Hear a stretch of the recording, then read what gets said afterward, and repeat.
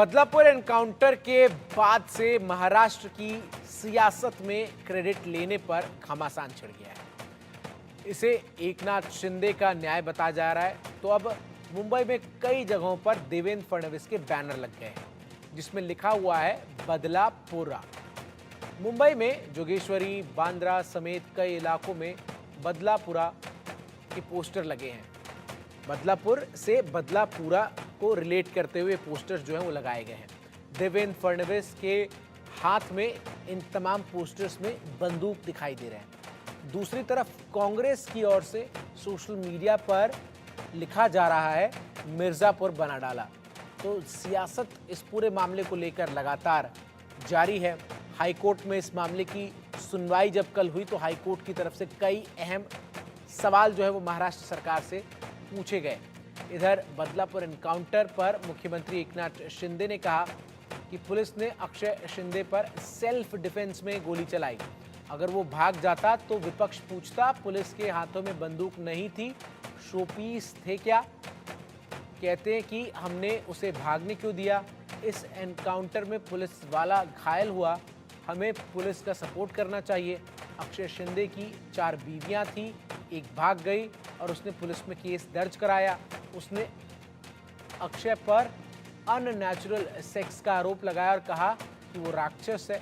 बदलापुर में जिन बच्चियों का रेप हुआ वो आरोपी की बेटियों की उम्र का था। कल्पना कीजिए कि उन पर क्या गुजरी होगी जिनकी ये बेटियां थी। पुलिस के ऊपर गोली चलाई जाती है तो पुलिस अपना रक्षण करेगी या नहीं करेगी? पुलिस के ऊपर गोली चलाई जाती है तो पुलिस अपना रक्षण करेगी या नहीं करेगी? पुलिस के ऊपर गोली चलाई जाती है तो पुलिस अपना रक्षण करेगी या नहीं करेगी?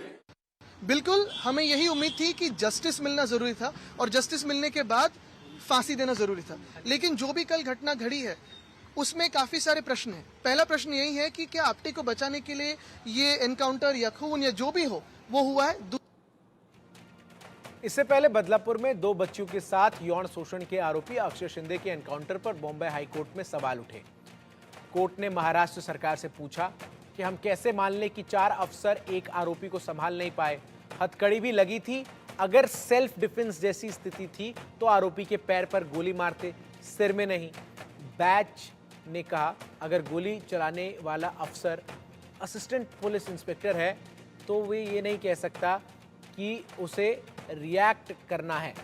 इसकी जानकारी नहीं थी, उसे पता होना चाहिए कि फायर कहाँ करना है। कोर्ट ने कहा है कि जैसे ही आरोपी ने ट्रिगर दबाया 4 लोग आसानी से उस पर काबू पा सकते थे। वो कोई बहुत मजबूत आदमी नहीं था, ये स्वीकार करना बहुत मुश्किल है। इसे एनकाउंटर नहीं कहा जा सकता। अक्षय शिंदे के पिता ने, आपको बताऊं, मुंबई हाईकोर्ट में याचिका लगाकर एनकाउंटर की एसआईटी से जांच की मांग की है।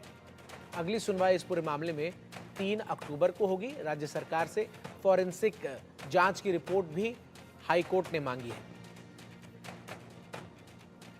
खबरों का सिलसिला लगातार इंडिया न्यूज पर जारी है। एक छोटे से ब्रेक का वक्त हो गया है।